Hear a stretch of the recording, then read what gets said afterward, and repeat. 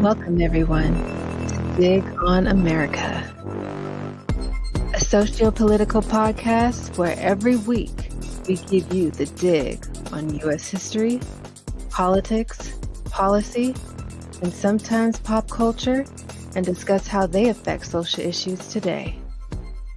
DOA is an independent media supported by listeners, but probably also a deep state propaganda arm funded by George Soros, the Clinton Foundation, Jay-Z, and... Who is the special sponsor today? Richie Rich? I was gonna say Oroko Saki. Oroko Saki it is. Okay. Who's the one who trained Splinter from the Ninja Turtles movie. There you go. So there's your pop culture reference for the day. Welcome everyone to Dig on America, where we take a look at American history, and then we explain why it's responsible for the shit that we deal with today. Thank you to the awesome Jenna for putting that together for us. You have something. Here's how we're going to do this. We have a couple things that we're going to read. We're going to talk about CRT. We're going to talk about critical race theory for the remainder of this show.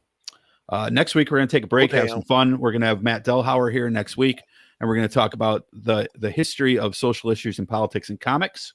We're going to need a break after this one. So critical race theory. Why say that? Because we're going to need a break after this one. Really? But critical race theory is in the news all over the place right now. It is being attacked by the right. It is being defended by the left in a lot of cases, sometimes poorly. But what we're going to do is we've got a few videos that we're going to play. Some of them are as much as a few minutes long. And we're going to respond to them. So one of them is from one of the founders of CRT. The other three are kind of against it. Hello, Jenna. Hey, girl. And so I want to start out with a Haas. You have the source, and you have Source magazine. Definition. So yes. Oh, I remember. Yo, did it get 5 mics? Yep. So I'm reading this. Starts off critical race theory. Yes. Who's it from? It's on there, I believe, at the bottom. From Chris Damaske, First Amendment scholar, University of Washington. Critical race theory, CRT, is a movement that challenges the ability of conventional legal strategies to deliver social and economic justice, and specifically calls for legal approaches that take into consideration race as a nexus of American life. The movement champions many of the same concerns as the civil rights movement because places those concerns within a broader economic and historical context. It often elevates the equality principles of the 14th Amendment above the liberty principles of the First Amendment. Scholars developed critical race theory after civil rights advances were reversed and are still being reversed. CRT has its underpinnings in the philosophical writings of Derek Bell in the 1970s and early 1980s. It was born out of the realization by legal scholars, lawyers, and activists that many of the advances of the civil rights era had stopped and in some circumstances were being reversed still today. Early on, legal scholars, including Bell, Alan Freeman, and Richard Delgado, began developing alternative legal theories and frameworks for combating racial inequality. Their approaches combine various other theoretical positions, among them critical legal studies, critical theory, feminist theory, postmodernism, and cultural studies. It's too much stuff for people. Some of the basic tenets of CRT rest on the belief that racism is a fundamental part of American society. Facts. Not simply an aberration that can be easily corrected by law. That any given culture constructs its own social reality in its own self-interest. And in the United States, this means that minorities' interests are subservient to the system's self-interest, and that the current system built by and for white elites will tolerate and encourage racial progress for minorities only if this promotes the majority's self-interest. I got a thought on that last sentence right there. Well, what's your thought on it? A lot of times in debates about racism and systemic racism specifically, you will get someone who will say, well, look at Oprah, look at Barack, et cetera, et cetera. Look at Cosby. Yes. And the few successes of minorities are amplified and used to abdicate any acknowledgement of the oppression of the aggregate. This happens a lot, and that last sentence resonated with me because that's the first thing I thought about. So I want to read one more thing before we go to a couple of these videos, and I'm really excited to do this at the same time as I'm like, I think it's stupid that we have to do it, you know. But this is from Britannica, okay? Of course, members of the deep state. It's not that long. It's about 4 paragraphs. Critical race theory was officially organized in 1989 at the first annual workshop on critical race theory, though its origins go back much farther to the 60s and 70s. Its immediate precursor was the critical legal studies movement, which dedicated itself to examining how the law and legal institutions serve the interests of the wealthy and powerful at the expense of the poor and marginalized. It's obviously almost the 4th, as you can hear, they're shooting fireworks outside my house.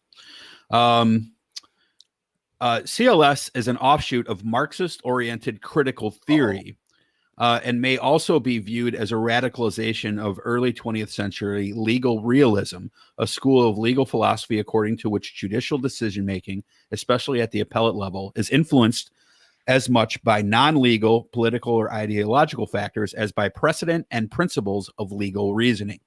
Like CLS, critical race theorists believe that political liberalism, which is basically a belief in, First Amendment and separation of church and state, et cetera, was incapable of adequately addressing fundamental problems of injustice in American society, notwithstanding legislation and court rulings advancing civil rights in the 50s and 60s, because its emphasis on the equitable treatment under the law of all races, aka color blindness, rendered it incapable of recognizing only the most overt and obvious racist practices, not those that were relatively indirect, subtle, or systemic. And that's a huge point.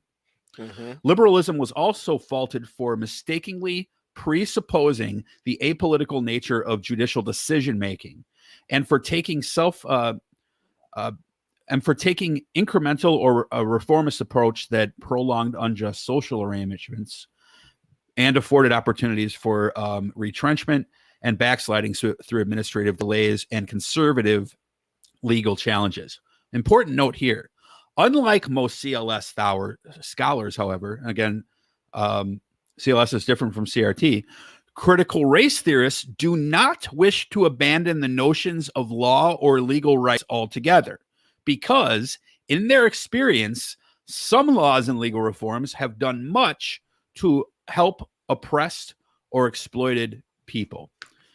Do you want me to read the 6 tenets of CRT? Is that okay?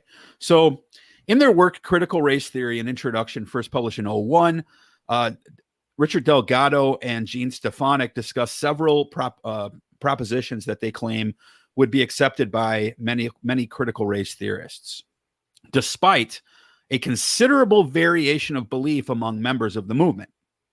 The basic tenets are: 1, race is socially constructed, not biologically natural. 2, racism in the U.S. is normal, not abnormal. It is common. Wait a minute. Say number 1 again. Race is socially constructed, not biologically natural. So they're differentiating race from ethnic background. And from, I think, you They're know, like saying it's not natural. Nobody's born a racist, is what they're saying. No, race, no, not that's racist. not what they're saying. Oh, race Yeah. is a social. Yes, I agree yes. with that. Yes. Yes, they're not taking into account stuff like, look, if you were to dig up a fossil from, you know, that's 100,000 years old of a human being, you could probably tell if they were Caucasoid or whatever, right? Mongol, whatever the case may be. They're Mongoloid or Negroid, I'll say yes, it. I know. But those skeletal differences are not what I don't think are what they're referring to here. They're referring to race itself as a social construct, as like, because when you're in Europe, people identified as English or Scottish or Spanish or whatever the case may be.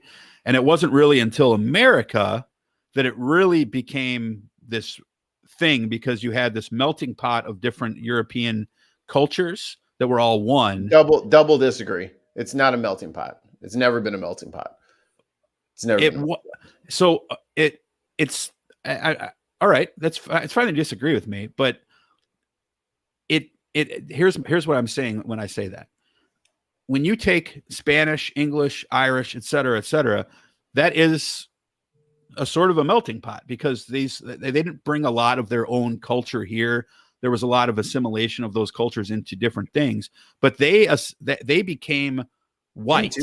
And then that was in order to differentiate themselves from Native Americans and from slaves.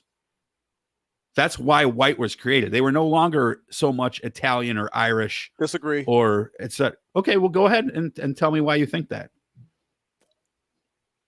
You caught him right as he lit the cigar. Instead, all right. So listen. You don't say disagree and then take a 45-second puff. Oh, listen up. Okay? Listen up. I'm here now. Listen up. The consequences of repercussions. White was created by the elites because the poor Irish and non-elites of the day were allying with the slaves and causing uprisings and rebellions. And they had to come up with a way to separate them, divide, in order to squash these uprisings that were becoming more and more frequent back in the day. Okay, so they said, hey, we're going to allow you guys to be white. Right. And then once they were allowed to be white, they joined in the oppression of the slaves. Great. How does that fly in the face of what I said? Because I said the exact same thing in a different way.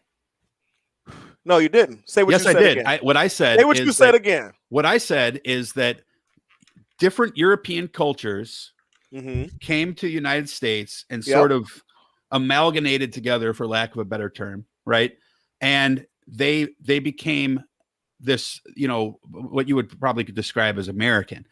White was created from this, and it wasn't really homogenous, but this somewhat homogenous mixture of European whites to become and to be called white in order to differentiate themselves from Native Americans and from slaves. No. I don't. That's where you messed up. Hold on. I think I found the word that he's having an issue with. It's differentiate. It's not differentiate. It's to uplift. They were called white to make them, even though they were just as poor as the blacks, at least you're white. So then now we can make white legislation and keep you above them, and you have your spot in the society. And we're looking out for you little guys, you underdogs. Sure, I agree with that. Sure, so I'll agree with that. But that's what I'm talking about. It's so not, go ahead, Mikey. I'm sorry. So do you think white is a race? Do I think white is a race? Yes. Yes and no. It's a race now because we've created it, but originally it wasn't. I need you to answer one side of the question, not both sides of the question. It's not really a yes and no question, because like if I'm filling out a ballot, do you think that I think white has become one in America? So the answer has to be yes. I'll ask differently. White is a race in America, true or false? Yes, it has become one. Haas, what say you? It's creation. No, it is a true or false question, Mr. Dutch. I didn't know you guys switched screens. False. I would say it's false. So you would say white is not a race, and Dutch, you would say white is a race.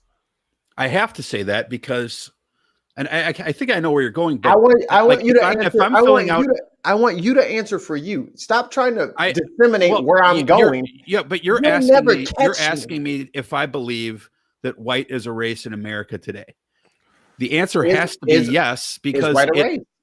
Because what we have come to define as race, like when you fill out a census ballot or whatever, or I'm sorry, census form or a voter ballot, and you check race, even when you apply for a job, white, non-Latino, white, etc., black, Native American, these are all considered race now. So the word has changed from what it was. So my answer in the modern social context in America is yes. So all right, now read number 1 again. I'm sorry, what? Now read number 1 again. Oh, I totally forgot that. And you muted yourself. Look at him. Professional. Consummate professional. I totally forgot that I put the phone away. All right. So race is socially constructed, not biologically natural. Sure. 2, racism in the United States is normal. It is the common, ordinary experience of most people of color. Yep. 3, owing to what critical race theorists call interest Time out. convergence. Sorry. This is going to be a long show. I apologize. Racism is normal? As American pie. It's as natural as breathing. That's why so many people don't recognize it. Am I reading too much into it as in normal, as in, yes, driving on the right side of the road is normal? Okay. Driving on the right side of the road is normal here. Okay. So not necessarily. Maybe what you're doing is that implied? But it's only because the system and great and healthy for you as a person. Is it beneficial to you? It's not beneficial to everyone, but it's not made to be beneficial to everyone. But it's beneficial to everyone to drive on the correct side of the road, as conditioned and sanctioned by the system. Yeah, correct. I don't think that's. I don't think that's. I'm not sure that I know where you're going with that one, but he's saying that racism is abnormal. But in the construct of this country's founding, racism is normal.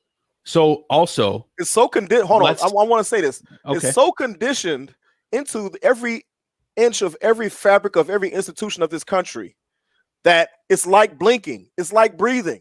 That's why so many people don't see it, because we don't think about blinking. We don't think about breathing. We don't think about getting up and walking. We just do it. And that is the effectiveness of the conditioning of systemic racism and white supremacy in this country. Y'all still walk on your legs?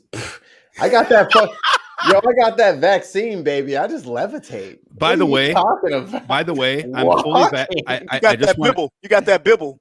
By the way, I am fully vaccinated, and I'm proud to announce I didn't even get the tiniest micro bit sick. They gave not you even a little vaccine. bit. Yes, they gave. I was going to say they gave me the white vaccine, right? Oh, so my ass, I was out for a good. Well, you remember they tested hours. this shit in Africa. Remember, Haas? We talked about that a year ago. They tested this shit in Africa. They were like, let's make sure we get the black people sick so they can call into work and we can talk shit. But yeah, I was totally prepared to get sick, and I didn't get the slice but sick. But nonetheless, the main thing here with this, and I understand where Mikey's coming from. But I do too. I know but the thing is this: what is racism, right? So I have a definition. When people think, and I think it's that if you polled every single person in the chat and told them to write a paragraph on what racism is, and all three of us, and then all of our family members, we'd have a lot of different views on what that is. So instead of alluding to it, let's take 10 seconds, each of us, 10 seconds. I'm gonna vamp it up so that Haas has some time. So it'll go Haas, then Dutch, and then me in 10 seconds. Can we ask Emmett too, please? No, Emmett is not allowed. We need to hear Emmett's version or Donald Trump's, one of the two. Which one? Oh, give me Emmett. Fuck. Okay. Trump is gone, bro. Like the Trump off the soundboard, his flags is gone. That motherfucker is canceled. We're done. I'm totally off script right now. You motherfucker. All right, so Big Haas, go first. 10 seconds. What is racism? Racism is the belief that one segment of the population is better than others, and having the power to put those beliefs into law across the land? Dutch, go. 10 seconds starting now. Racism is something built into your psychology that God, I can't describe this in 10 seconds. Come Racism on, is something that's built. Seconds. It's something. It's not going to happen. It's not going to happen. You have to be succinct. Okay. All right. Racism is something that is built into our DNA, metaphorically speaking, and it is a battery of assumptions and stereotypes and stigmas which we attribute to other people, oftentimes to talk about how, or to show examples of how they are either A, inferior, or B, responsible for their own manifest destiny. That was awful. And it was way over 10 seconds. My answer, prejudice plus power. Done.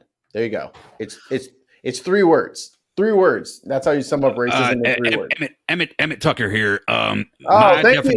Thank you for coming in fresh from the Dixie truck stop. You smell like one of those fucking blue discs at the bottom of the urinal. How are you today? Deodorant cakes. I'm very good. Very happy to be here with my color brothers. I know that it says cake, but that's not for eating. So can you please back up 6 feet? Racism, as you're asking, and this is the consensus. We pronounce it as consensus in the conservative lines of thought in our communities, which includes Charlie Kirk and Ben Shapiro, and nonetheless, racism is very specific. It is a bunch of hooded weirdos, most of whom are my cousins, dancing around a burning cross in Alabama's backwoods, and those who want to kill people who are not white. Also, racism is Barack Obama. That's a very long answer. Again, these long answers. It's not that complicated. It's not that complicated. And maybe that's just me showing off my black privilege. Where I can I told you that was a thing. I knew you blacks have privileges. All this time, affirmative action. All this time they thought we had no privilege. We have privilege in recognizing racism in every single social standing that we fucking find ourselves in. But it's not so much it's the born in, died and true, like because your daddy said something and then he taught you to say it, and that's not racism. No. That's bigotry. Yes. All of that is bigotry. Yeah, I agree with that. But is bigotry and racism. Bigotry. No, racism is a type of bigotry, right? No. So yes, racism is a type of bigotry.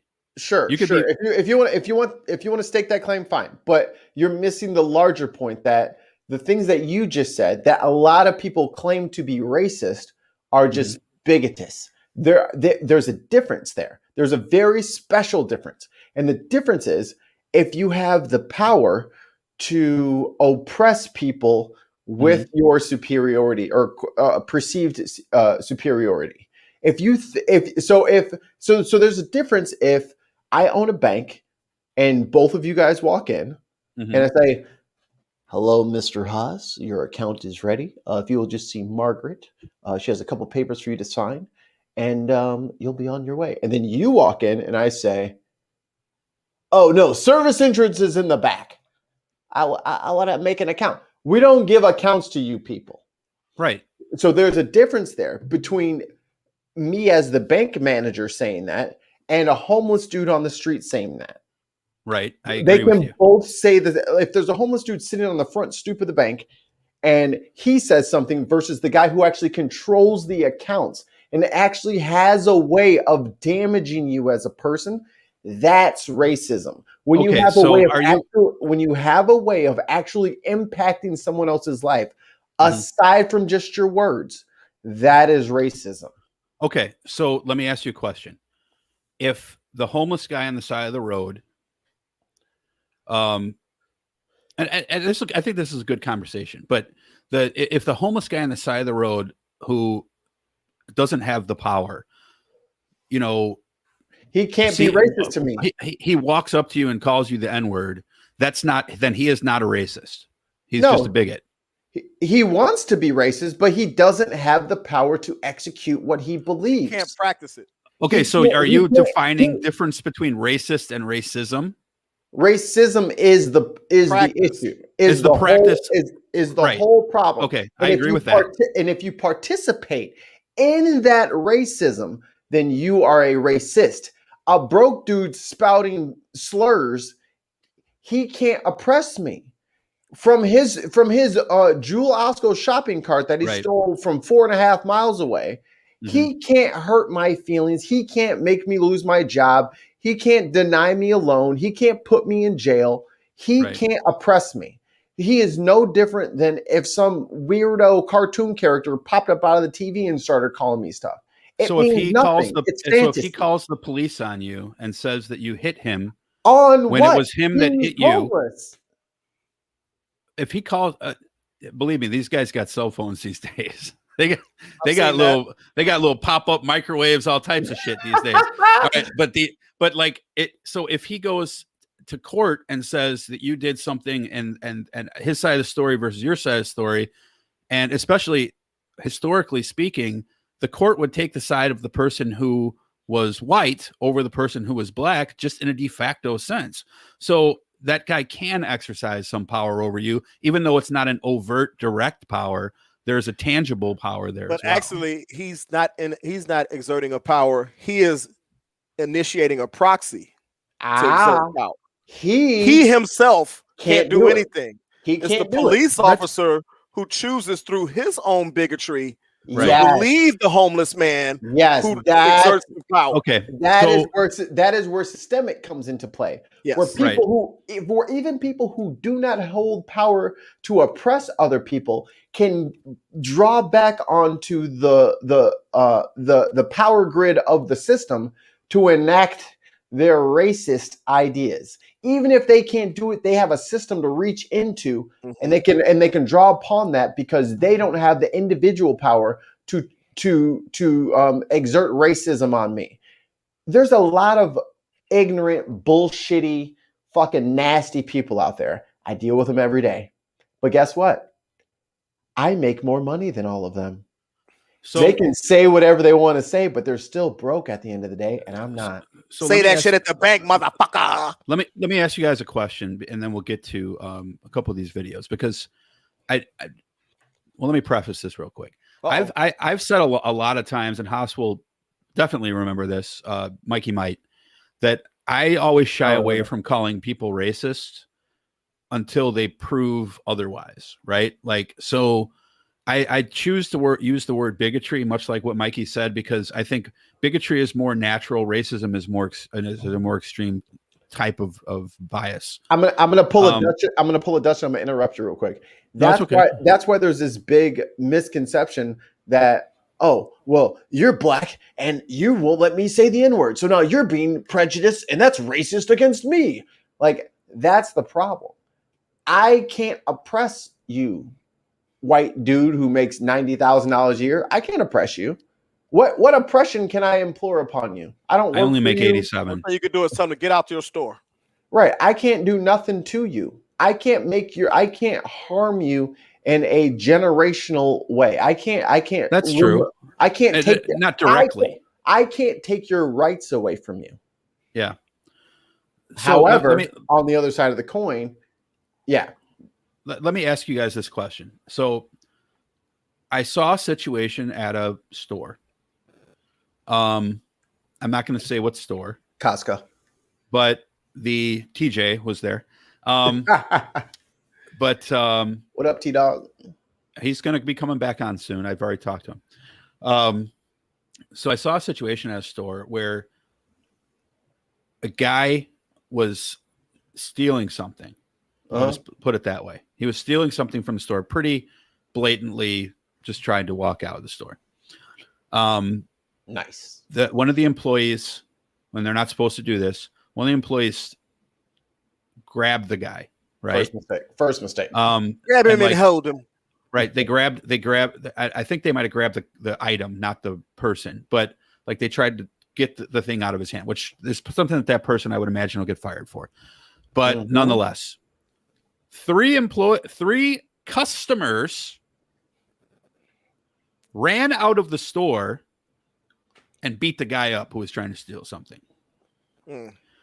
Not their job. Take a wild guess as to the races them that were involved here. Yo, them brothers stomped the shit out of that Japanese kid. Yeah. No.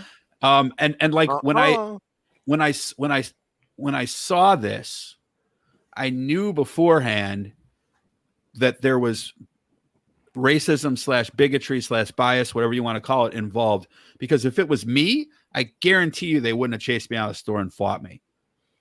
Right. But when you have a black guy who walks out of a store carrying an expensive item, probably like a $90 item, which was like a household good. Okay.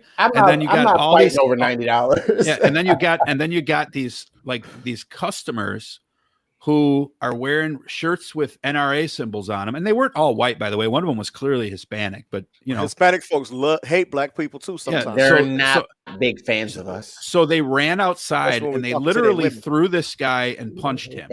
Oh, that was their excuse. That was their excuse. So there's a lot of white folks looking for an excuse to whoop up on somebody. That's your property. I get it, but here's my question. My first reaction is these are some fucking covert racist motherfuckers. That's not covert. No, because sure it is, and I'll tell you why it's covert. Because they're using the covert. The covert part of it is that they're using the theft, which was obviously wrong, to justify what they did. So they can say I'm beating up a criminal, right? But they obviously would. I don't believe that they would have had the same reaction if it were a female or a white person. They wouldn't have. It don't matter. Just so like, how do you classify them? Like, what would you classify those people as? Racist. That's racism. That is an act of racism. Because we're not justifying the theft here. We're just it doesn't. The theft. But the penalty for theft isn't getting beat by John Q. Public in the street. And there it is. We have a system of laws already. And when it fucks us over when we complain about it, they say, shut up, the law is the law. And then when motherfuckers step outside the law and do whatever they feel like they need to do, and we say, remember the law you just reminded me about? It's like, you shouldn't have run. You were resisting. You shouldn't have been selling loose cigarettes. Right. Exactly. And it's a moving of the goalposts. Right. So here's where I'm counterpunching you a little bit, is that obviously I saw these guys do this to this guy, and I thought it was pretty fucking disgusting. What did you do? Yeah, Dutch. I'll tell you off the air. I can't give you those details. Okay. Show us your knuckles. There's a reason. No, there's a reason why. But I'll ask me off the show. You just gotta trust me. All right. But I saw it and I was disgusted by it. And I was like, obviously I don't agree with people running out of stores with merchandise, but I knew what I was seeing was, especially in the town where I live, were you in your house town or your apartment town? House town. Bakersfield. Right. So yeah. So Jesus. So like it's ain't nobody coming to get Dutch. No. They're coming for us, Mike. I've said where I live 100 times. Yo, I just got that little yellow and white card. Catch a lead infection if you want to. But the point of the matter is that I feel like what you said, because let's say that those guys are all, I don't know what these professions these people were who ran out of the store, but they looked like they were working class people. Dentists, lawyers, hedge fund managers. Yeah, but saying they weren't those positions, like if it was like a guy who owned a plumbing store and another guy who works at Walgreens, like they don't have the power to oppress either. But so you kind of have exonerated them to dabble in some oppression. Yeah, but I feel like Mikey is exonerating them from what they are. That's what I feel like when I hear you say that. What I said? That they have to be able to. See, here's the thing. Being a racist. Wait. Hold on, Mikey. Let me finish. Okay. Being a racist is the belief. Practicing racism is utilizing the power. So when they took their belief and turned it into action by beating this guy, because that's what it was, that was their excuse to finally practice what they believe. They converted, and in that instance, they were dabbling and partaking in racism. So and were they prosecuted for the assault of this young man? I can't talk about that. Okay. Can't talk about pending cases. And Wakanda Forever. What up, X? It's say the last point you said before Haas said that, because you had a question. Okay, say that, but I was circling back, and I was circling back to what you had said before about like having the power to oppress. Correct. Those guys in general don't have the power. They're not cops. They're not judges. They're not attorneys. They're not CEOs of companies that I know of. Right? Like it's very well that they could have been, but to me, they were customers. Bill Gates. They were customers at XYZ store. Right. Okay. Could have been at Albertsons, whatever. It doesn't matter. The customers at XYZ store are not generally someone that you could just look at and say, okay, that person has political or social power.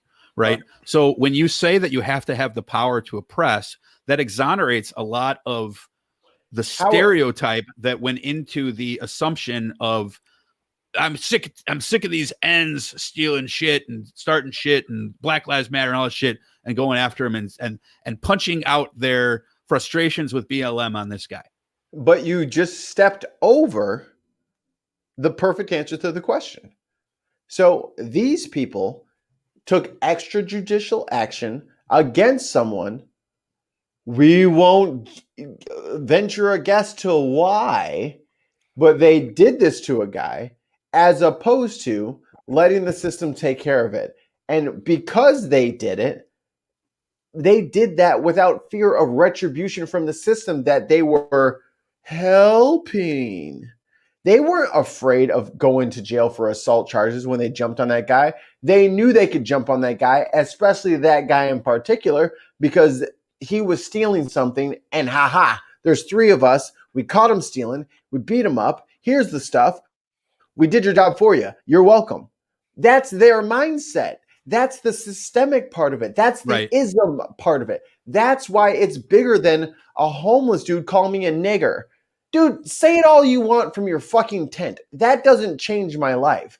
When you feel emboldened enough that you feel like you can beat my ass because I'm broke right now and I stole something so I could resell it so I could do whatever I needed to do, or I'm addled with drug addiction and I did what I needed to do, you felt safe enough to jump in and do something about it and do something to me.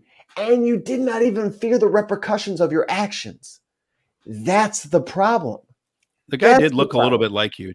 He was a little bit darker, but just so you know. I'm going on a cruise in September, y'all. I'm going to come back like, hey, but do you Irie. Do you understand what I'm 3 shades darker already?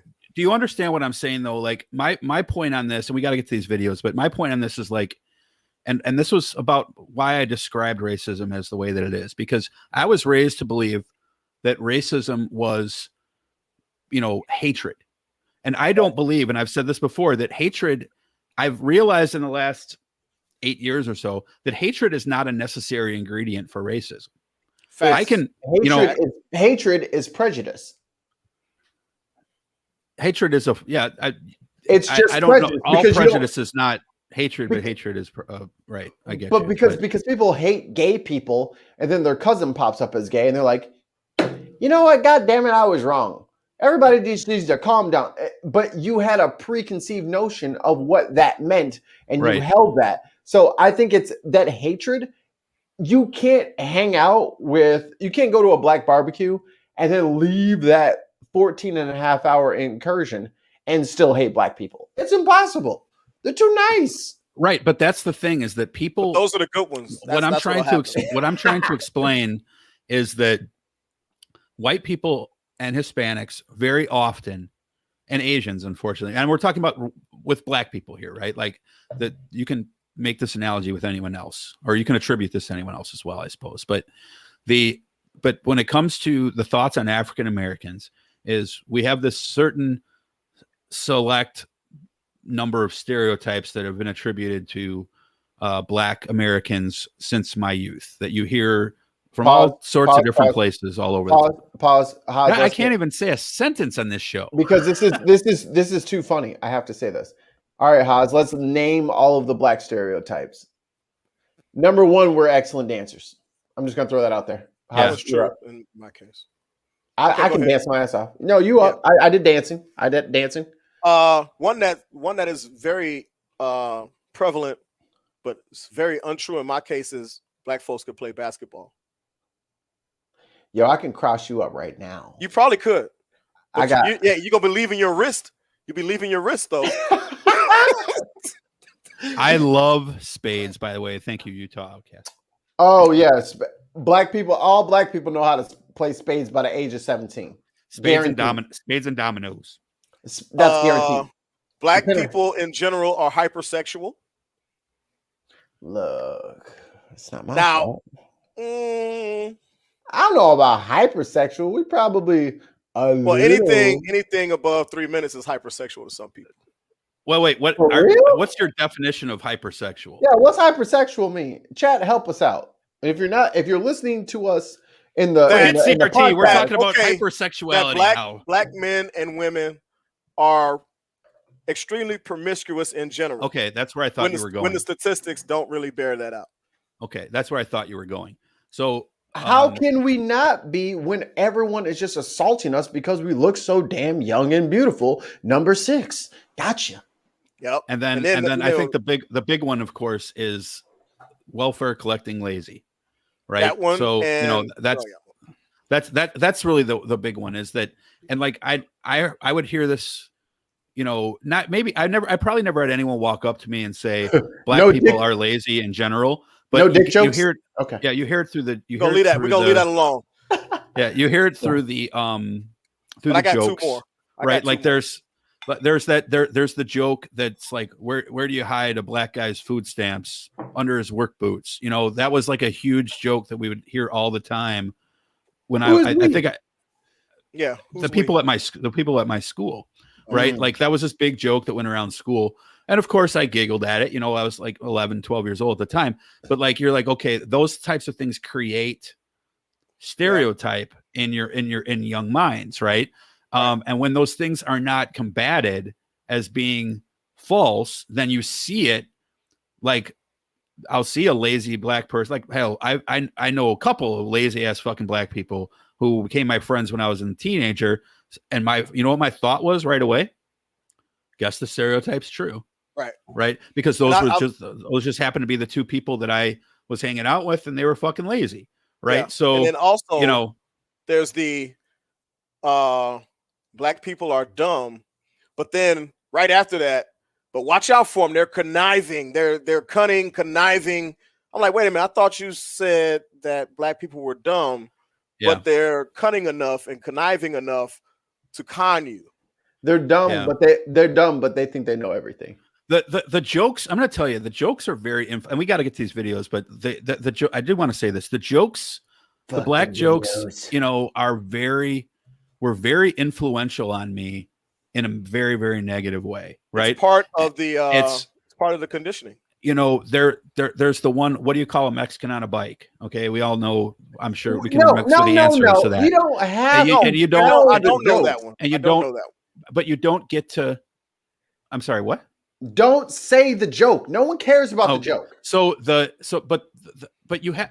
I feel like you kind of got to give context to it. But the point is that these things were, they held weight because you're like, okay, well, you must be telling this joke for a reason, right? And like, I would hear these jokes from people all the way from the time that I was probably in like, I don't know. I'm just guesstimating here. They would probably be from like 3rd grade and I went to a very diverse school too, right? But 3rd grade to like, I don't know, junior high school.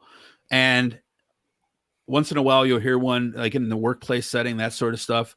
And it's like I feel like those things were detrimental because they even created in me the ease of thought of accepting those things to be true, if that makes any sense.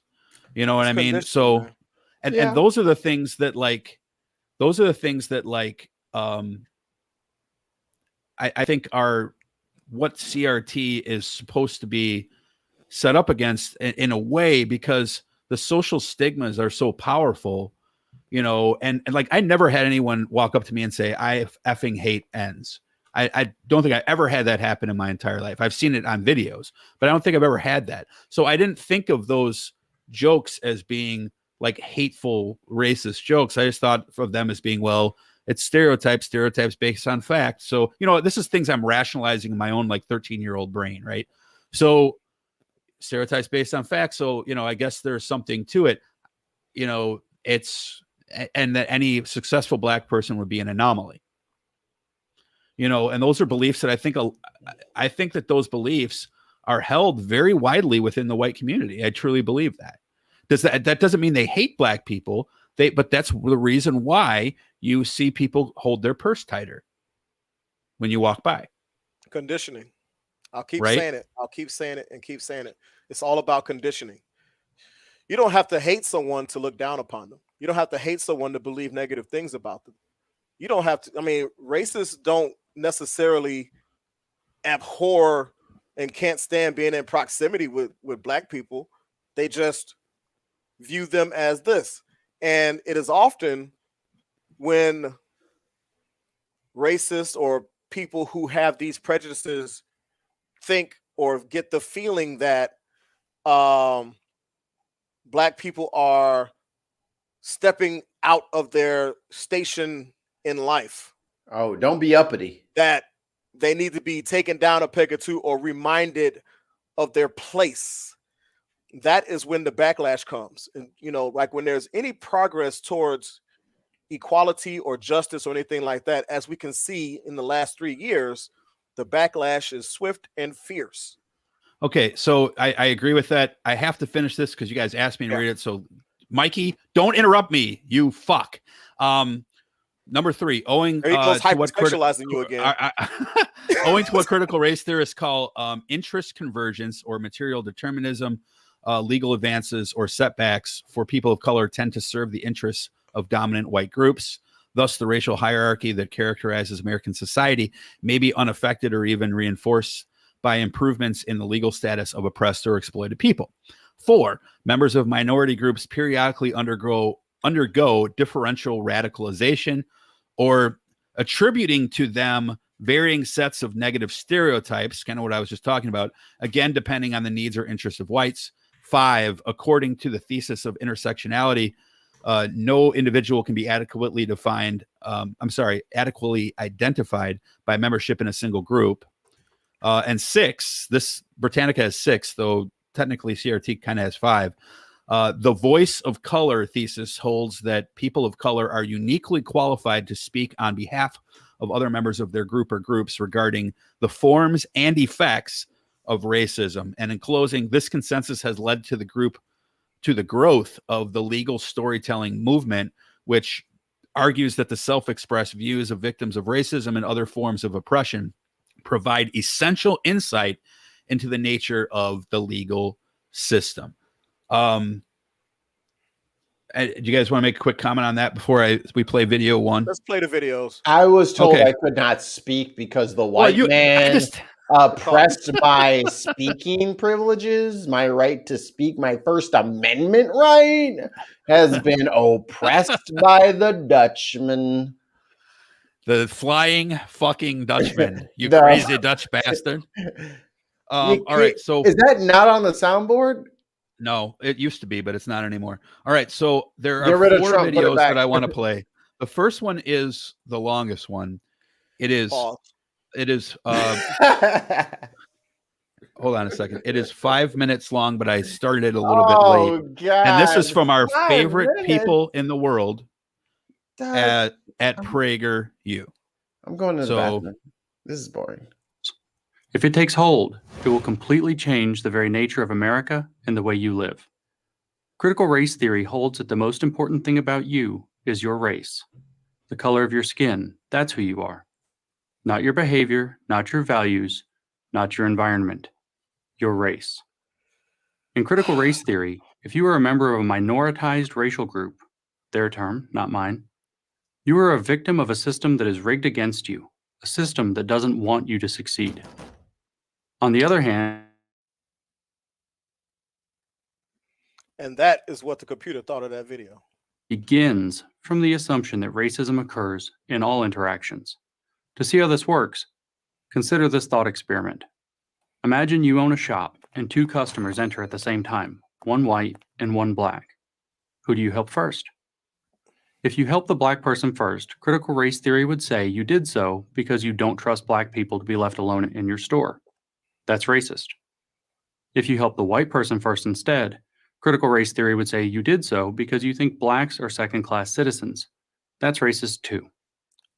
That's critical race theory. That is It not can find critical race racism theory, in though. anything, Pause. even if it Pause. has. Yeah, I was trying to pause it. Okay, That so is not critical race theory. That is right. But it's PragerU, right? So, but here's the reason why. Why do I pull? And I'm sorry, I paused it for a sec. I muted it for a second in the middle because I forgot if I muted my mic, I was muting the whole thing. But so why do I play a clip from this video? because you can. Okay, I'm sorry. I'll let you do it. Well, here's the main thing. If you type into a search bar on Google, I think, and definitely on YouTube, what is critical race theory?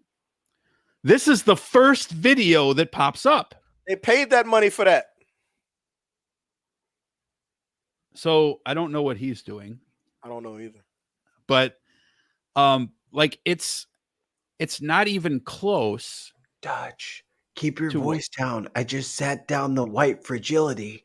If you talk too loud, you'll crush it. Okay, everybody just relax. I'm really sorry. The white fragility. If you say anything against it, I shattered. I farted and it shattered. There's a great video on white fragility on YouTube by with Robin DiAngelo, the writer of the book White Fragility. I encourage all people to check that video out on YouTube. Okay, so Mikey was gone for that video, but I heard it. Oh, you did? Okay. Yeah. So Haas, tell us Mikey Haas, just tell us like your reaction to, like, again, this is important to talk about and to combat this particular university because of the fact that they show up so high. Go. Yeah.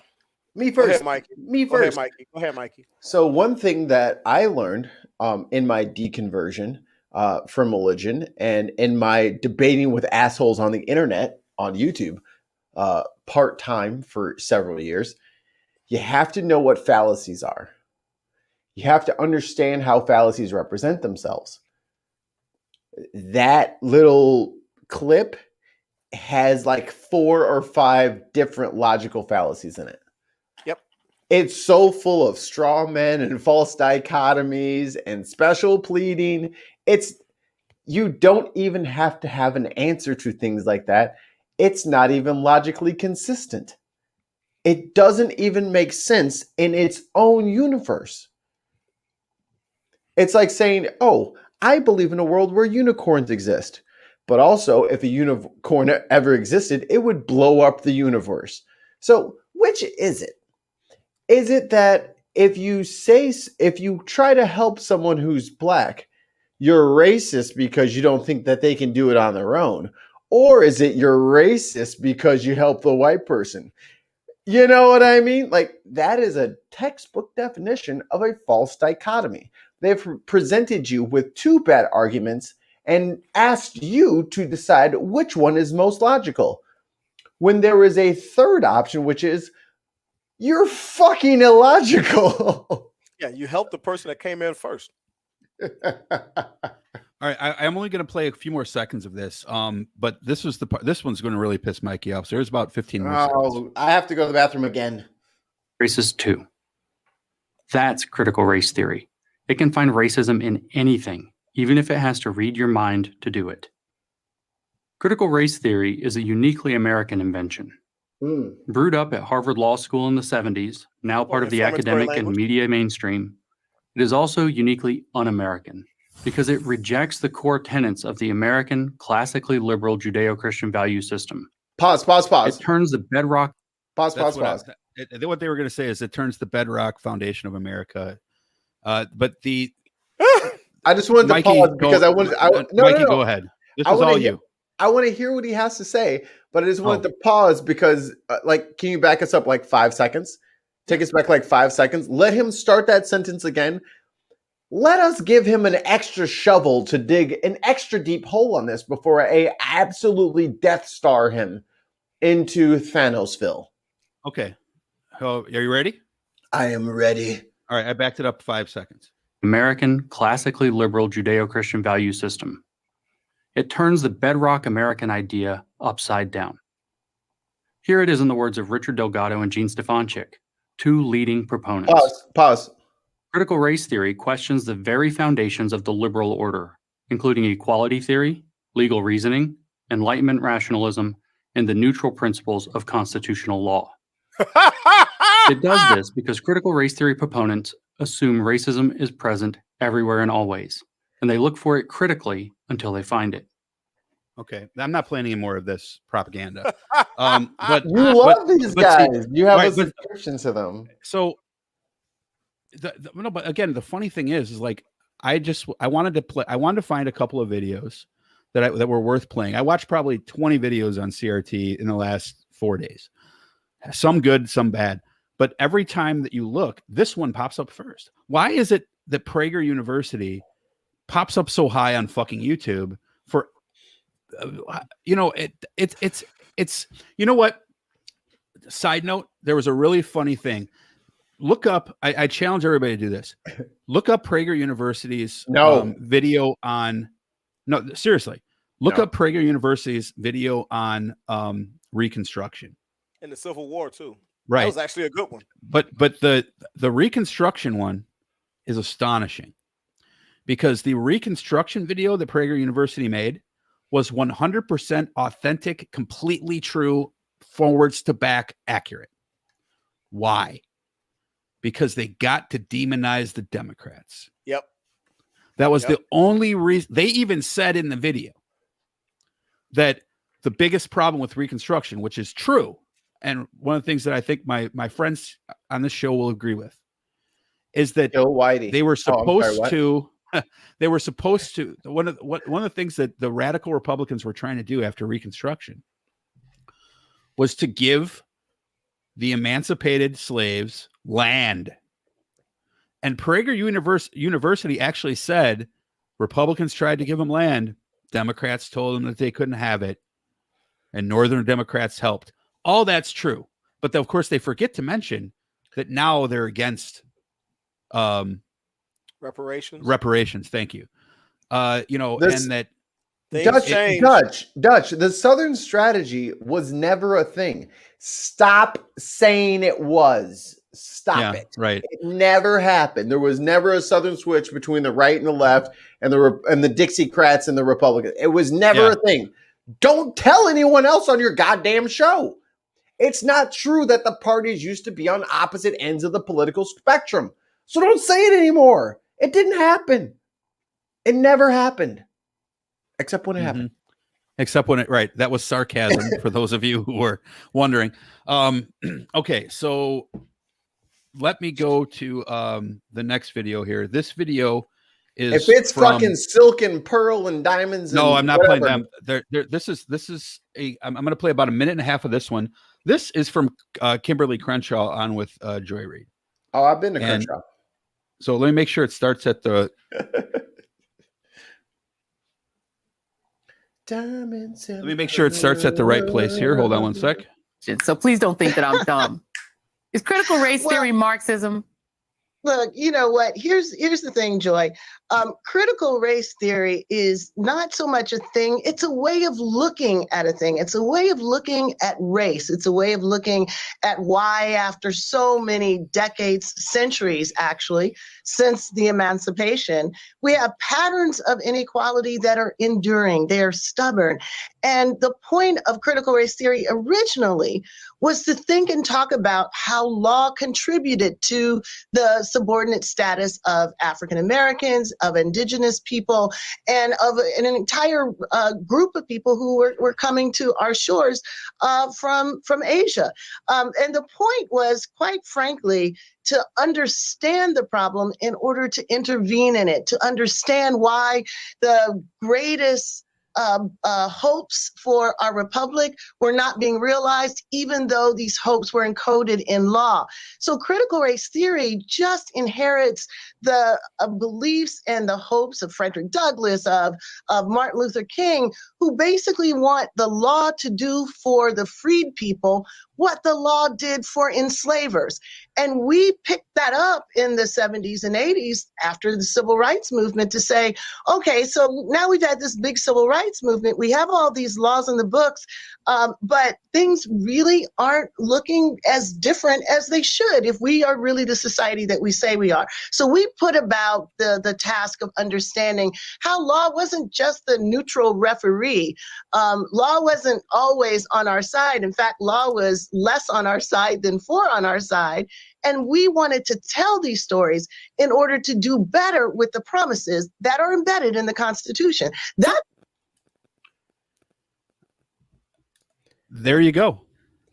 I say that Mikey. all the time too when people talk about why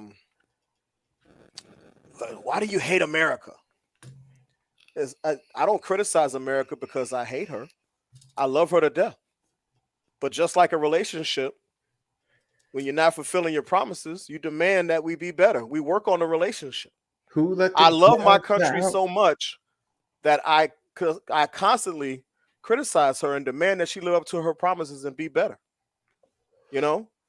And that's exactly what they're talking about there. You ready for the deep psychological note on what you just said on accident? Yeah. You know why you expect better out of your country than what it provides is because you expect more out of yourself every day than the average person, because you've always been told that you'll never be good enough and you'll never make it because and then when we extrapolate that when we extrapolate that out onto the country writ large, it becomes a you hate the country. It's like, no, I'm treating the country like me. And if I have a problem, I have to dissect it, solve it, take care of it. I am just demanding that you remove these unnecessary hurdles that we're jumping. Because by and large, Black people and other marginalized communities have these extra hurdles on the track that are higher than the other hurdles and more plentiful than the other hurdles that other people have to jump. And by and large, marginalized communities, these people are jumping these hurdles, but we shouldn't have to. Someone in a debate with me said, well, you've reached, you're by everything I can see about you, you're successful. So why, and I said, well, just because I've been able to successfully jump some of these unnecessary hurdles that have been placed in my path doesn't mean I'm not going to try to remove them for people that are trying to negotiate this track as well.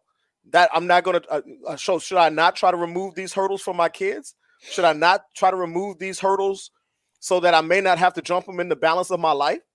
That's another great one is, oh, you're successful. So why, what are you so angry about? You're successful. I had to jump 10 extra hurdles.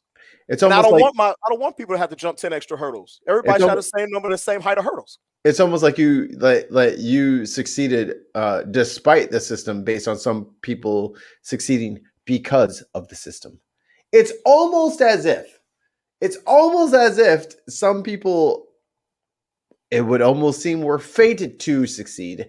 And some people, no matter what they do, no matter how hard they try, there is always something in the way to make sure that they never succeed.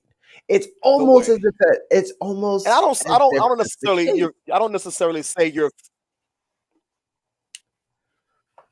I don't think it's necessarily fated to succeed, but we're going to give you every advantage possible. Like D.L. Hughley said, if you're white and broke in America, that's a waste of whiteness. And I think that's true. Oh no! Wait. Let's let that breathe for a second. Let me say it again. If you are white and broke in America, that is a waste of whiteness.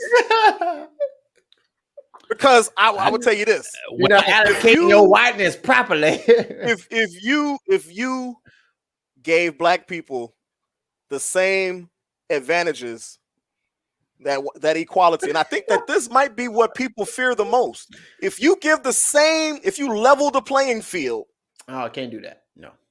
No, thank you, dude. It would be like basketball. It would be like football. It would be like other sports. And other areas, like in music and stuff like that. No. The Negroes are only capable beasts of the field. They can't actually compete in the intellect. I wonder how many engineers were steered toward janitorial services in schools. Funny that. Yeah. Funny that. You know what I mean? Hey, I am great. They know how to rebuild transmissions and everything, but they're a janitor. They know how to take apart a radio and put it back together better, but they work in sanitation. They're garbage men. I remember. You know what I mean? I totally remember in my history books all those classes of when the white people learned all the African dialects and learned how to translate. They did that in school? They did that. I remember the adults that would talk to other adults and they would learn the African language and translate. Oh, no, they never did. But somehow here I am today, the descendant of an enslaved African, and everyone in my family, as far as I can remember, going back 200 years, spoke perfect English. Crazy. But we're the dumb ones. Mm-hmm.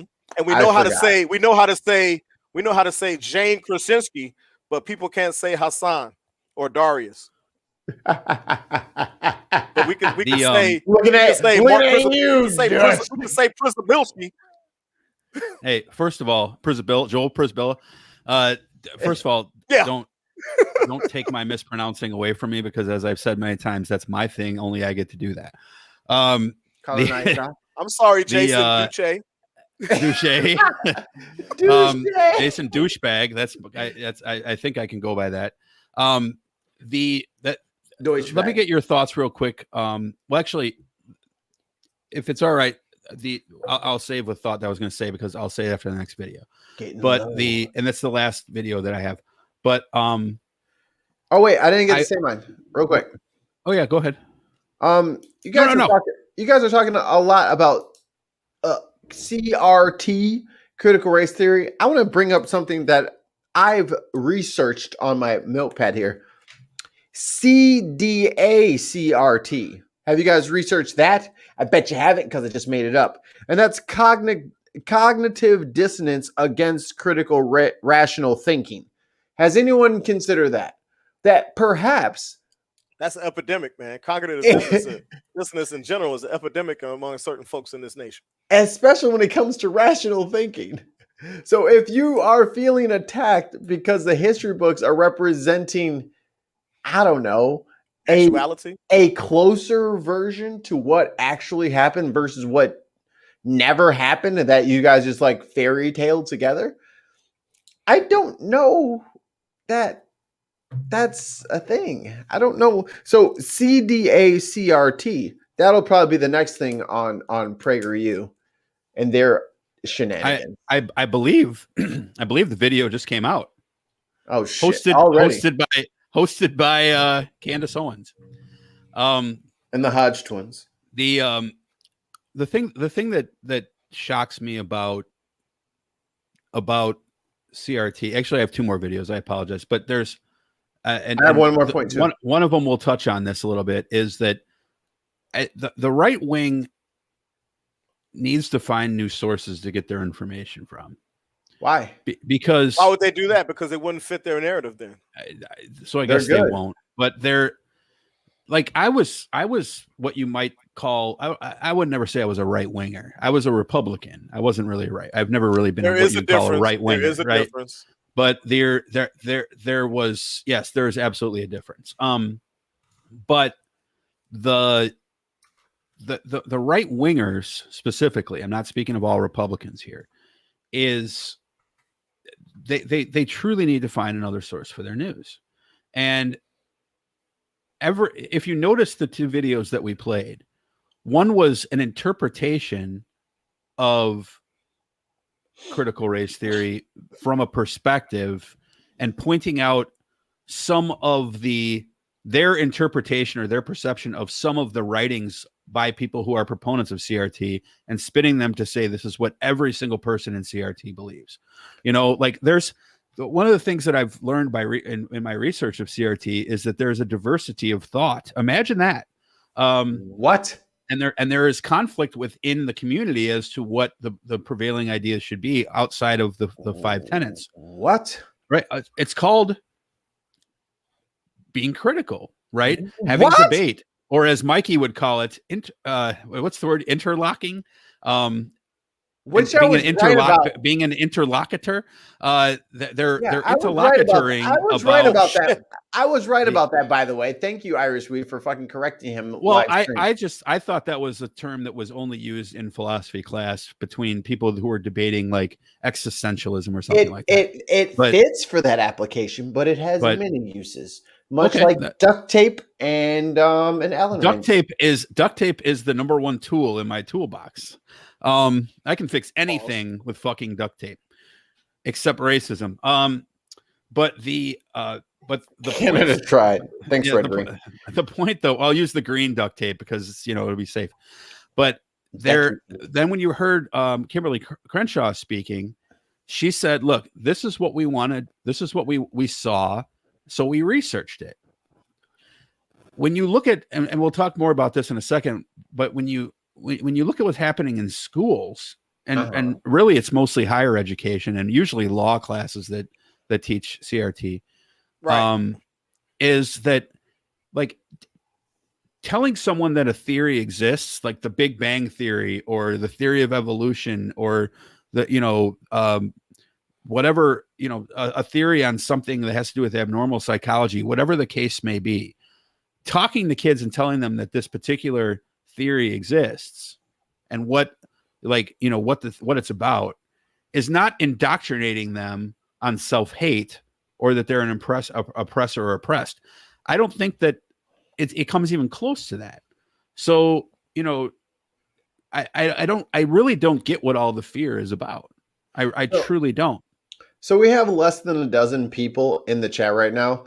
If you're in the chat right now, type a 1 if you know what CRT and Juneteenth are. Type a 2 if you do not. We'll give it 30 seconds. We'll keep vamping and we'll see what the result of the live poll is. So 1 if you know what CRT and Juneteenth are, and 2 if you're unfamiliar with one or both. And let's just see. Yeah, that's a good social experiment. And also, I think while they're doing that, it's worth pointing out that the 1619 Project is probably the cleanest school curriculum that you could possibly look at. Why are they conflating that with CRT? There are some parallels, sure, but I mean, they're like last year, Trump said that you can't teach the 1619 Project or CRT because it's racially divisive via executive order. He called it the Wuhan. Never mind.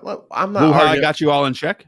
I'm not. I'm not arguing with a motherfucker who's unemployed right now. He no longer holds power, so I don't have to deal with his racism because he can only be a bigot at this point. He's no longer holds the place of being a racist. It looks like we only got 2 votes, 2 people who cared to vote, and they both typed to 1. So I think the consensus will be that we can probably say, since we got 2 for 2, 80% no. Maybe people didn't want to participate.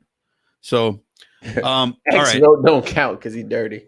All right, so I'm going to play another video. Now, this one I'm going to play a little bit more of. And what this is a video. This is Fox News propaganda. Oh, God damn it, Dutch! You know it is a white guy and his black wife, and you can look this up if you want to watch the whole. Oh, it's fair and balanced. Never mind. I take. Yeah, if you want to watch the whole video, it's called Eli Steele, interracial couple fights, critical race theory. I'm going to play about. Is that Michael? Is that Michael Steele's kid? No, not Michael Steele's kid. Well, it might be actually it's spelled the same way, but I doubt it. I actually like Michael Steele. Steele. Yeah, but that's the commons. I don't think everyone who spells their name that way is related to Michael Steele. Yo, John Steele didn't spell this shit that way, and he was a fucking. He had a hammer. He had an Iron Man suit. He was a badass fucking Marvel character. Do your research, y'all. Yeah, and Haas was on mute when he was yelling just now. Yes, he was. So, all right. So here we go. This is a couple minutes of this video. And I think you'll find some of this hilarious. 8th grade instruction. Are our kids, are they half oppressor, half victim? How does that work? And when they come home, who do they see? Do they see their mom and their dad? Or do they see an oppressor and the oppressed? Developmentally, we know they can be activists. Okay, real quick, right here, they're playing a recording from the Oak Park School and an Oak Park school official. So, but we must build their capacity for seeing injustice first. And do they see me as the person who is losing out on all of this because I'm Black and the system has been stacked against me? All schools are rooted in white supremacy. Racism is really systematized. This is back to the school official. So it's in the air we breathe. It's in the water we drink. It is truly all around us. Because of our skin color, now we're different people than the people that are raising them, the people who love them, the people who are supporting them. Most importantly, this work is just foundational to who and what Oak Park is. Okay, so now they're going to talk. Now the guy's going to talk about how he met from his Oak Park, wife. Illinois. They are, and we'll talk about Oak Park in a second too. They had Anderson .Paak on the fucking instrumental there. All right, so here we go. I was like, who is this?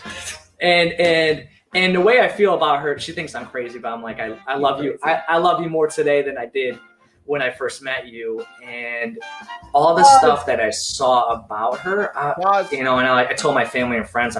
All right, I paused. Is that a black dude talking? No, it's a white guy. The guy's name is Martin Kokuska. He's a physical education teacher in Chicago public school system. And the wife is Takira Takira. No, it's Takyrica.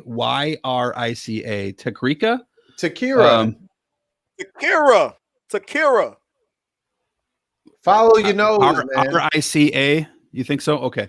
Koska, who is Takyrica.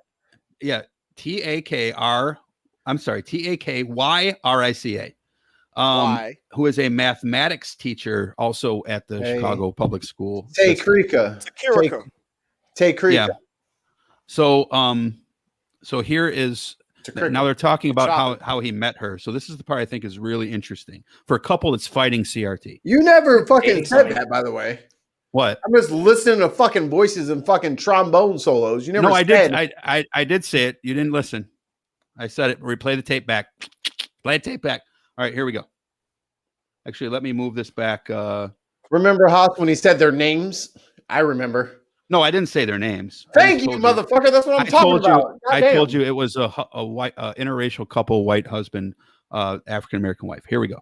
Stuff that I saw about her, and I told my family and friends I'm dating somebody from Chicago, and they're like, "Why? You can meet girls around here." I'm like, I've never met anybody like her.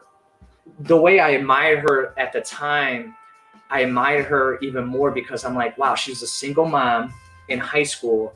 She graduated high school, got her LPN, got a double major from DePaul University, with working full-time student. And once I found this out about her, I was like, oh my gosh. I was like, I already thought she was special, and just, and he's crazy. I'm from Connecticut, and I grew up in a very diverse community, but there's something about Oak Park where we have a block party twice a year, every block, and you get to know your neighbors. Being Black and from the West Side, it's, you don't always know, that white people are like safe. You don't always feel like that. And so, in Oak Park, you just felt like you could come and be around everyone and nobody would look at you like you didn't belong. We walk into Chicago and we're holding hands and people stare at us. And then in Oak Park, we feel normal. Okay. People stare at me and my wife too. Okay. And me and mine. Yeah, and me and mine, especially the ex, the new one, not so much. But people gonna stare. Okay. People stare in Chicago at me and my wife. People stare in Naperville. People stare in Lyle. Let me touch in San Diego, in St. Louis, in Milwaukee. Let me touch on two real quick things here that they said in this video, because I find this to be Dutch. Weird. Touch on them points real quick. Touch. Okay. Pause it. So he says he met his wife and he was like, oh my gosh, I'm so surprised that she's accomplished all these things. That's not what he said. That's not what he said. So that's the basic premise of it. So that's how you interpreted it. You with your eidetic memory, tell me exactly what he said. No, he listed her accomplishments. He said, wow, she's really impressive. Right. He was just acknowledging the fact that, wow, how did she do all of these things? Not how did she graduate from high school? No, you put a temperance on there as if I think she's less than me. How could she have done these things? She did shit that no fucking person should be capable of doing. And what you just said, though, yeah, a lot of people have done it. But what you just said, basically, a lot of people have raised children in high school, worked full time, and got a double degree from DePaul. No, that's not a lot of people. A lot of people have worked full time, raised a child, and gotten college degrees. It doesn't. Not I mean, just because it's so Chicago. So what? He was giving us nuance to the situation, but that just speaks to how amazing she is. It doesn't say that her and her ethnicity are lower than. That's not a lower than thing. There's a lot of people who can't do that shit. But it also speaks to the support system she had. Because if she's raising a kid in high school, working full time and going to school, somebody's watching that kid. Mama. There is a support system in place. But what that got to do with what he said, though? I'm just saying he said it like the kid was just off somewhere and that there was nobody to support her. She had a support system in place. And she was obviously intelligent enough to get into DePaul, of course. Right. But she had a support system in place. There are a lot of people who don't have that support system. She was working. Maybe she paid for the support system. Maybe she paid daycare. We don't know what her job was. Yeah, that's what I'm saying. We don't want to say that, oh, well, she only got there because of. She might have paid for all that. She might have put cash money, $200 for her baby. But once again, the success of the few does not absolve the oppression of the aggregate. And I think that's why he was kind of bringing all of that up, because that feeds into their, well, if I did it, you can do it. That's exactly where I was going. You just said exactly what I was. I am baffled how you both got that out of what he said. Because that's what he was saying. She did all of this stuff, and we don't like critical race theory because guess what? It's saying that she can't do this stuff. It's not saying that you can't do it. It's saying that the odds are forever not in your favor to complete that stuff. That was not the question for why he gave that answer. I think you're conflating the two. I think that's where he took the question. No. That's not what the interviewer asked him. We don't know what the interviewer asked him because they don't play the question. It's in there. No, the question wasn't that. What they did is they played that Is there the way like that they is there like a the way that text they going across the bottom or something? no the way that they formatted this video is a little bit bad for playing on podcasts, I admit. But what they did was they were playing excerpts from a, again, I mispronounce. They're playing tidbits from the Oak Park School District, from an administrator from the Oak Park School District, and then jumping back and forth between what the Oak Park School District was saying and what they were saying. So there was no interviewer that is asking questions. There is one, of course, but they're not playing the audio from that person. So he was talking about what he liked about her. And I think that I agree with Haas in that one of the things that it seems my perception of this, that he liked about her was that she overcame all of these obstacles as being a single mother, which is admirable for sure, without acknowledging the fact that she had extra hurdles to jump through that he would not have had to jump through. And that was one of the things that attracted him to her, but he doesn't acknowledge that point. Furthermore, he goes forward and he talks about how it's safe for them to hold hands. And I want to say maybe safe's not the right word there, but it was socially acceptable for them to hold hands in Oak Park when it wasn't on the west side of Chicago. And it's specifically because of the stigmas around blacks and about interracial dating and things of that nature that cause people to think certain ways about other people and about those couples specifically, because as being in interracial relationships, you do get a lot of eyes. But if those structures did not exist that cause people to want to have to take a double look at you, then we wouldn't be having to have this podcast in the first place. That's right. That is a very kick the can down the road kind of answer. And I think it's weak sauce. And I'm going to challenge you on that. Okay. That's perfectly fine. Go ahead and tell me what you think. So if she had the education and the job and everything, and she brought in a dude from Joliet with no education, make a minimum wage to live with her on the west side, like she's got a good job downtown, lives on the west side. He lives in Joliet. She moves him out to her house on the west side, and people see her holding hands with this scummy dude from Joliet. What do you think the perception would be on her, and what would the perception be on him? Well, how do we know that it's a scummy dude from Joliet? Because if she moved him out there, then she would buy him new clothes. Because that's the imaginary situation that I'm setting up. So that's how we know. Sure. Time out. I forgot. We're not a Chicago podcast. Downtown Chicago is very expensive. West side is expensive. North side, really, really expensive. South side, not so expensive. Joliet is a suburb about 45 miles to the southeast. It's like the fourth or fifth biggest city. What? Sixth? Southwest. What did I say? Southeast? Yeah, southwest. It's southwest of the city. I think it's the fourth or fifth biggest city in Illinois. Yeah. So, but it's a middle class city as opposed to Chicago proper. So what we're saying is, if someone came from a poorer town, if she brought in a kid from a poorer town to come live with her, and they were a couple, and how do you think that would affect her and him if she was the breadwinner and she was the person who had the community clout? I think that I'm not really sure why you're asking this, but I think that because you won't answer the question because you have to dissect my question. Well, no, just answer it. I think that there would be a propensity for people to look at her and be like, why is this uppity girl with this lower class guy? Sure. I think that's possible. Again, I fail to comprehend why she would move him out there and not buy him new clothes. So he wouldn't look scummy, but anyway. Your blind spot has been exposed. All right, what's your point?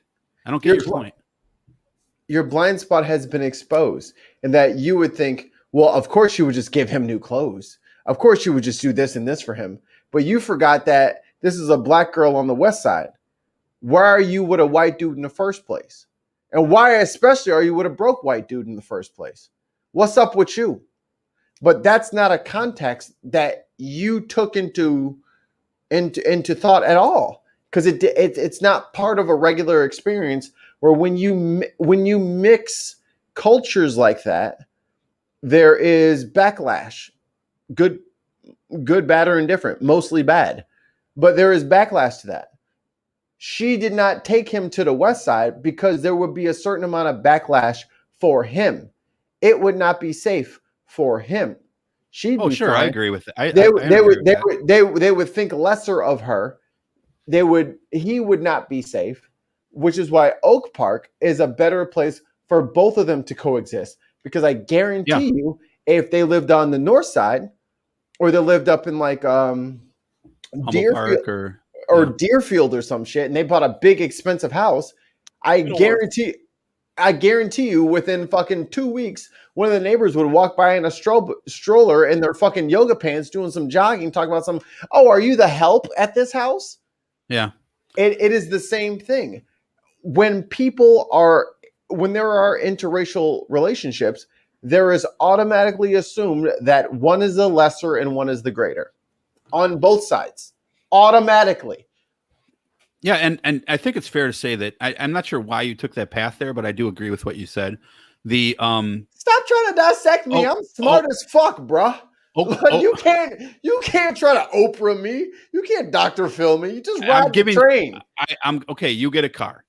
A Ford Taurus. The Oak Park is a very historically progressive city, right? Like there was a lot of, for those who don't know, there was a lot of the civil rights movement and even the gay LGBTQ movement that had a lot of impact there and got a lot of momentum in Oak Park. So Oak Park is really a great cultural story, but it plays into the fact that the structures in Oak Park were more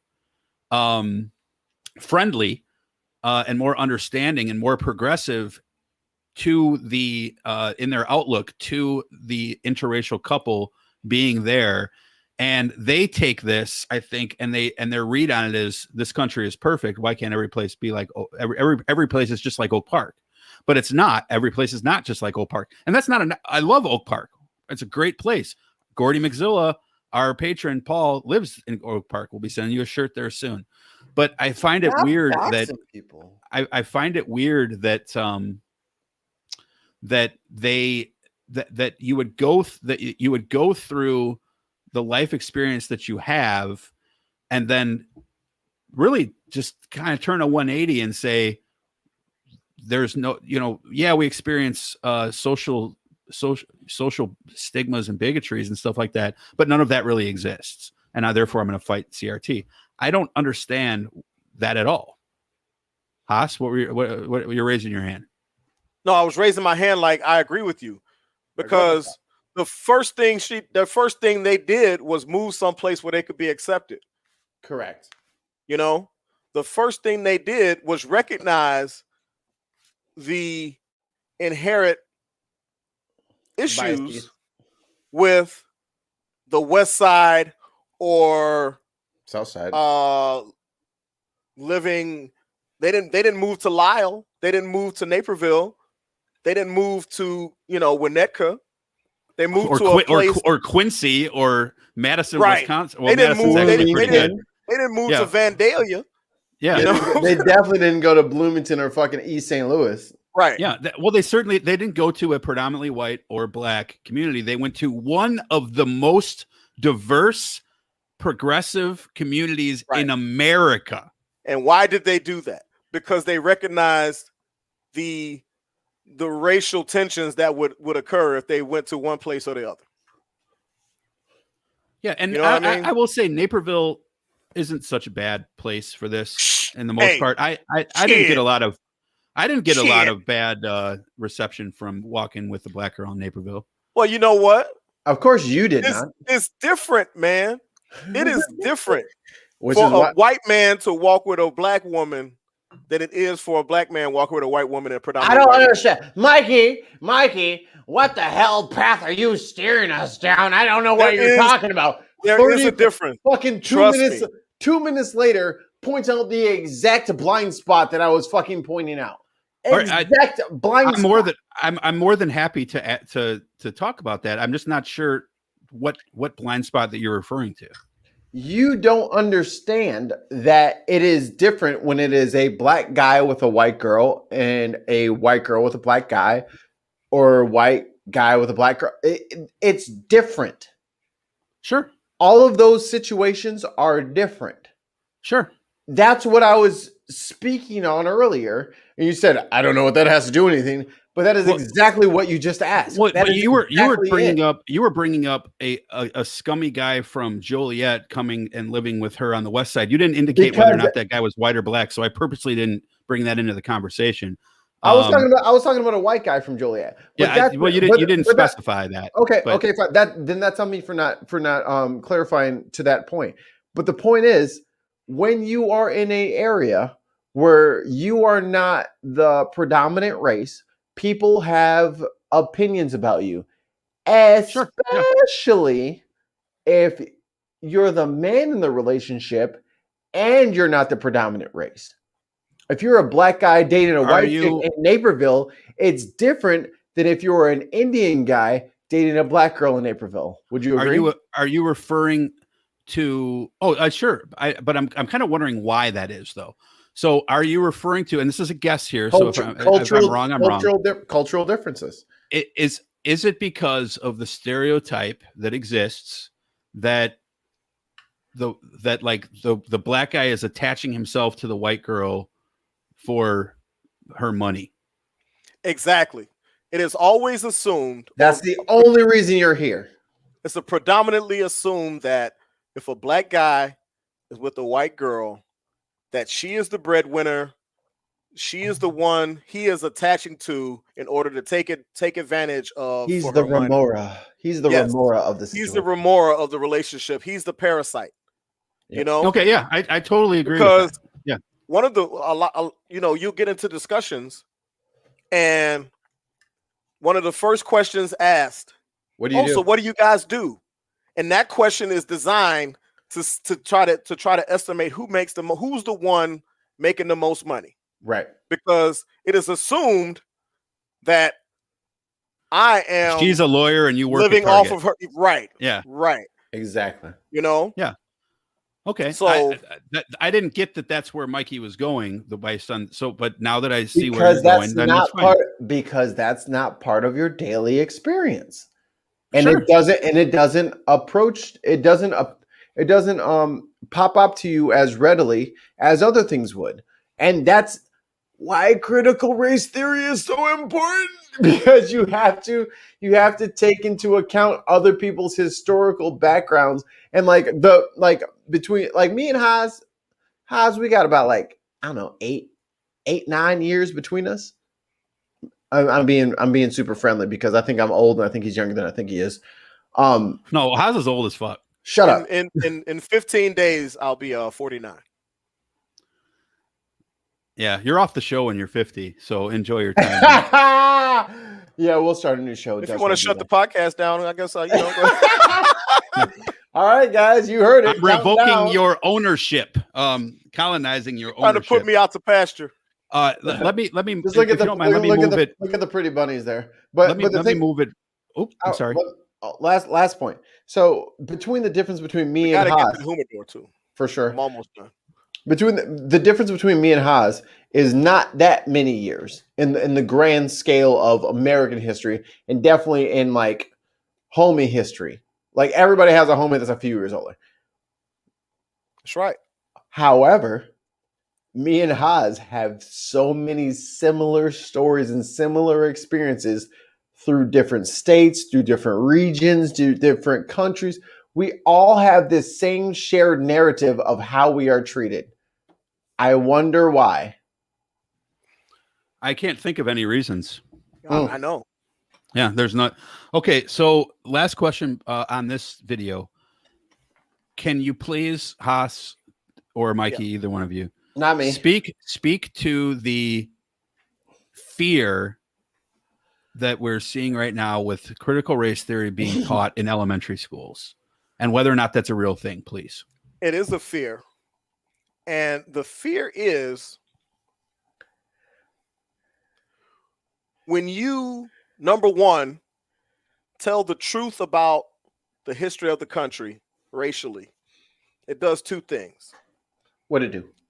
Number one, it holds a mirror up to people's romanticized view of America and points out all of the pimples and everything that are there, all of the flaws that are there. If it shows that the rose-colored glasses view of America, that meritocracy and other ideals are built upon for certain folk, are a lie.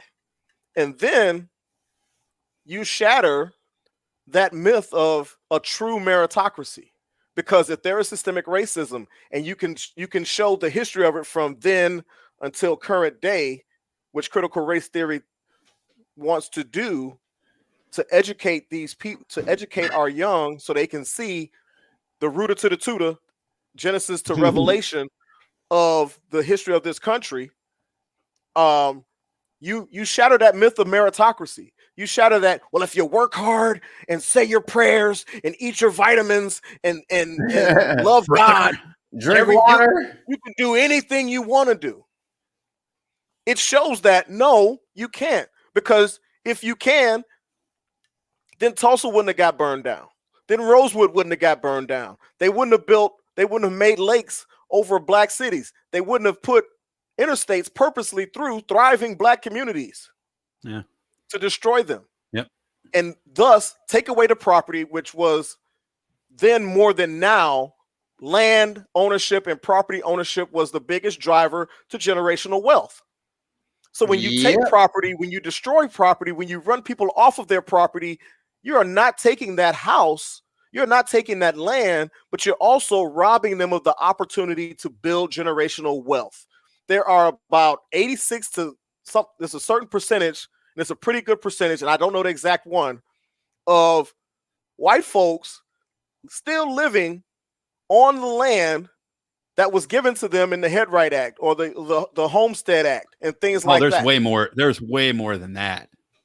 That's what I'm saying. Yeah, there's way more than that. It can't be that much more.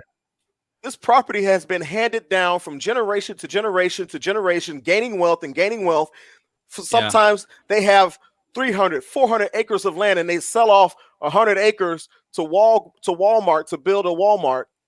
You know, that's more money in their pocket. That's land that black people had land, and they took it. They burned it down. They destroyed it. They killed the people. Well, they built part of lakes it over it. Part of it, though, is that a lot of the land was given out in the Homestead and Headright Acts. There was in the late 1800s, early 1900s, there was a phenomenon that we talked about this on a different show that took place where a lot of larger farms, due to transportation issues, where you know, and capitalism and stuff like that, were buying up a lot of the smaller farms, becoming these mega farms.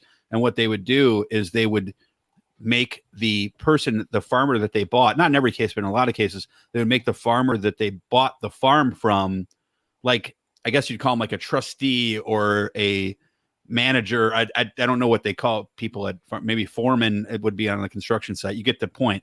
They would make them someone of importance within that farm. So they may not own the property per se, but they get the wealth generated by the property, which is really one and the same if you really look at it.